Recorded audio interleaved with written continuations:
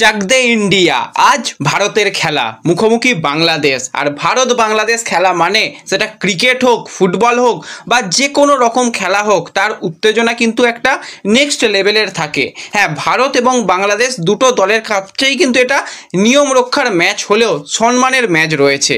তো সেই নিয়ে কথা বলার রয়েছে। ইস্ট বেঙ্গল শিবিরে বেশ কিছু সুখবর এসেছে, সেই নিয়েও আলোচনা রয়েছে এই ভিডিওতে। তার আগে একটাই রিকোয়েস্ট, চ্যানেলে যারা প্রথমবারের জন্য এসেছো মনে করে চ্যানেলটাকে সাবস্ক্রাইব করে নিও, তাহলে প্রিয় দলের খেলার সমস্ত আপডেট তোমরা এখানে পেয়ে যাবে।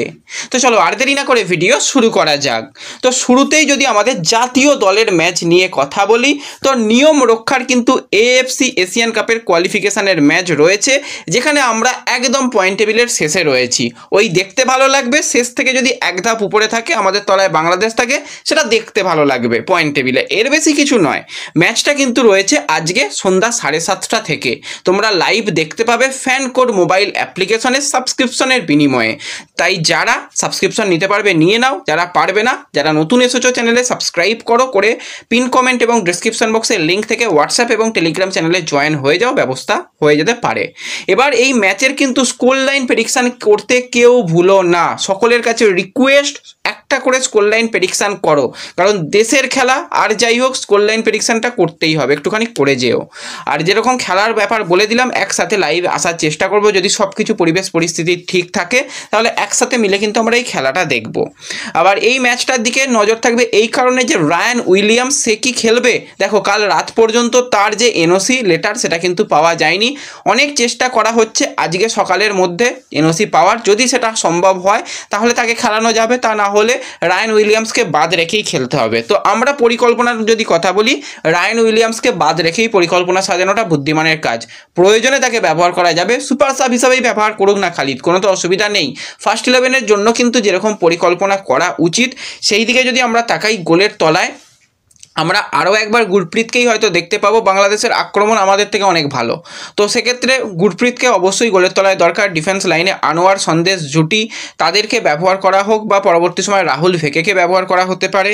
এবং সাইড ব্যাকের দিকে তাকালে জয় গুপ্তা রিসেন্ট টাইমে দুর্দান্ত ছন্দে রয়েছে, তাকে ব্যবহার করা যেতে পারে। আকাশ মিশ্রা ইঞ্জুরি কাটিয়ে আসছে, তাকেও কিছু গেম টাইম দেওয়া যেতে পারে। এবং অপরদিকে নো ডাউট ভালপুইয়াকে ফার্স্ট চয়েস হিসাবে দেখা যেতে পারে। তো যদি ভালপুইয়াকে পরবর্তী সময় ব্যবহার করতে চায় কোচ, তো সেক্ষেত্রে উভেসকে প্রথম থেকে আনতে পারে কোচ। এবার উভেসের উপর একটু বেশি নির্ভরশীল, কারণ উভেস যথেষ্ট ভালো ডিফেন্ডিংয়ের সাথে সাথে সে কিন্তু বড় বড় থ্রো করতে পারে, প্রত্যেকটা থ্রো কিন্তু একদম কর্নারের মতন বক্সে ঝাঁপিয়ে পড়ে। তো সেক্ষেত্রে সেই কারণে তাকে অবশ্যই নেওয়ার চেষ্টা করে। তো সেই দিকেও নজর থাকবে যে কাকে ফার্স্ট চয়েস হিসাবে খেলায়। মিডফিল্ডে সবার আগে আমি দেখতে চাই নাওরেম মহেশ সিংকে। মিডফিল্ডে নাওরেম মহেশ এই মুহূর্তে রিসেন্ট টাইমে দুর্দান্ত ফুটবল খেলছে, তাকে ব্যবহার করা। পরবর্তী সময় ব্র্যান্ডন রয়েছে, এছাড়া ডিফেন্সিভ মিডফিল্ডার হিসাবে সুরেশ সিং ওয়াংচাম রয়েছে। বক্স টু বক্স মিডফিল্ড হিসাবে নিখিল প্রভু বা ড্যানিশ ফারুককেও ব্যবহার করা যেতে পারে। আক্রমণ বিভাগের দিকে বঙ্গতনয় রহিম আলী, তাকে কিন্তু স্ট্রাইকার পজিশনে রেখে দুই উইংয়ে, একদিকে আশিক কুরুনিয়ান, অপর দিকে কিন্তু বিক্রম প্রতাপ, পরবর্তী সময় ছাং থেকে ব্যবহার করা। তো এটাই কিন্তু ইন্ডিয়া টিমের জন্য আজকের ম্যাচের জন্য বেস্ট প্লেয়িং 11 মনে হচ্ছে। এবং এই দল নিয়ে খেলালে অন্তত ম্যাচ থেকে পয়েন্ট আসবে, সেটা 1 পয়েন্ট কি 3 পয়েন্ট সেটা ম্যাচের শেষে বোঝা যাবে।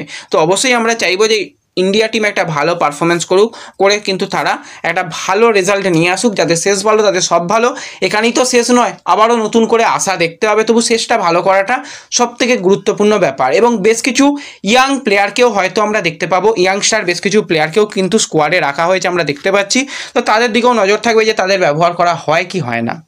তো এর সাথে সাথে যদি আমরা একটুখানি কথা বলি ইস্টবেঙ্গলের মহিলা দল নিয়ে, কালকে ইস্টবেঙ্গলের মহিলা দল তো ইরানের চ্যাম্পিয়ন দলকে হারিয়ে দিয়েছে। তারপরও দেখছি অনেকজনের মতামত ওই তো ইরানের দলকে হারিয়ে দিয়েছে, তারা খুব একটা ভালো দল নয়।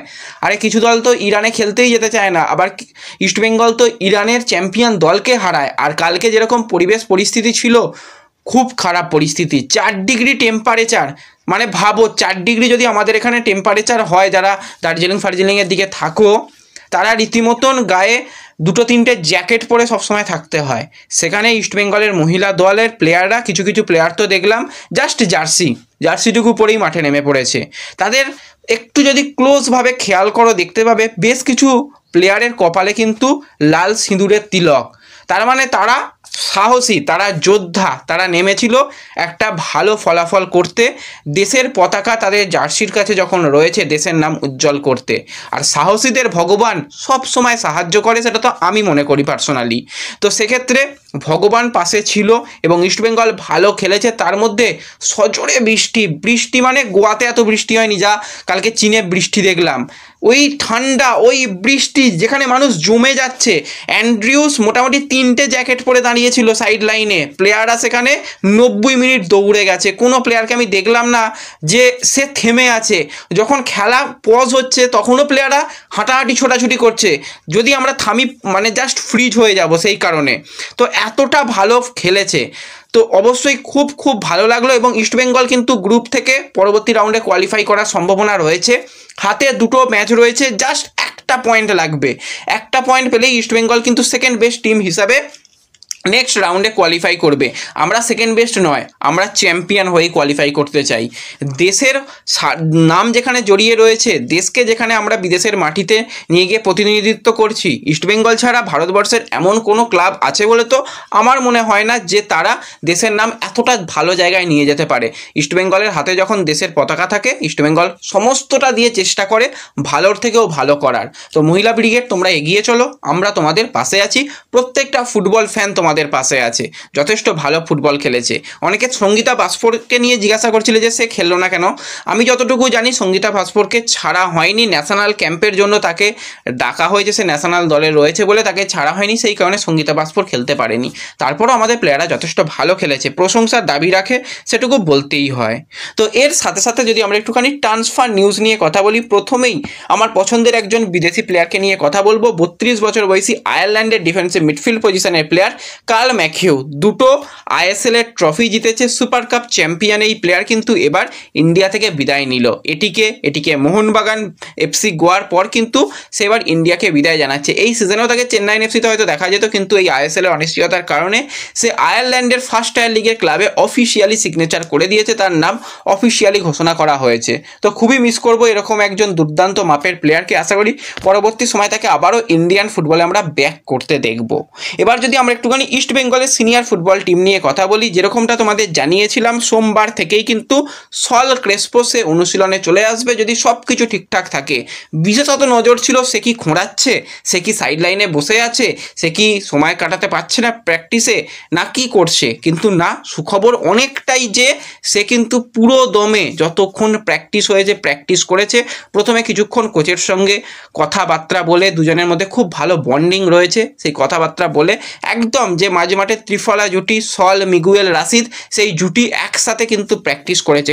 খুব এটা বড় সুখবর। এবং এর সাথে যদি আমরা একটুখানি ইস্টবেঙ্গলের গোলকিপারকে নিয়ে কথা বলি, তো গিলেরও শারীরিক অসুস্থতা কাটিয়ে সেও কিন্তু অনুশীলনে এবার যোগদান করলো। তার দিকেও নজর ছিল, সে সাইড লাইনে বেশ কিছুক্ষণ সময় কাটিয়েছে, বেশ কিছুক্ষণ ট্রেডিং করেছে, হালকা মেজাজে অনুশীলন করছে। আস্তে আস্তে সে নিজের ছন্দে ফিরে আসার চেষ্টা করছে। এটা কিন্তু খুব বড় সুখবর ইস্টবেঙ্গলের জন্য বলতে হয়। যেই দুজন প্লেয়ারকে নিয়ে চিন্তার কারণ ছিল তারা মাঠে ফিরেছে। আশা করি খুব তাড়াতাড়ি তারা সুস্থ হয়ে উঠবে। পাঞ্জাব ম্যাচ হাতে অনেকটা সময় রয়েছে। অস্কার ব্রুজন যেরকম সিনিয়র দলের প্লেয়ারদের নিয়ে অনুশীলন করছে, তার সাথে রিজার্ভ দলের প্লেয়ারদেরও ভুল ত্রুটি ধরিয়ে দিচ্ছে। জেসিন সায়ন তাদের কিন্তু বারবারই যেই জায়গাগুলো সমস্যা হচ্ছে সেইগুলো দেখিয়ে দিচ্ছে। তো ওভারঅল একটা ফিল গুড পরিবেশ সিনিয়র জুনিয়র মিলে চলছে, সেটুকু বলাই যায়। তো ব্যাস এই ভিডিওতেই আলোচনাগুলোই করার ছিল। ভিডিও ভালো লাগলে লাইক শেয়ার করে দিও, চ্যানেলে প্রথমবারের জন্য এলে সাবস্ক্রাইব করে নিও। দেখা হবে পরবর্তী ভিডিওতে, ধন্যবাদ।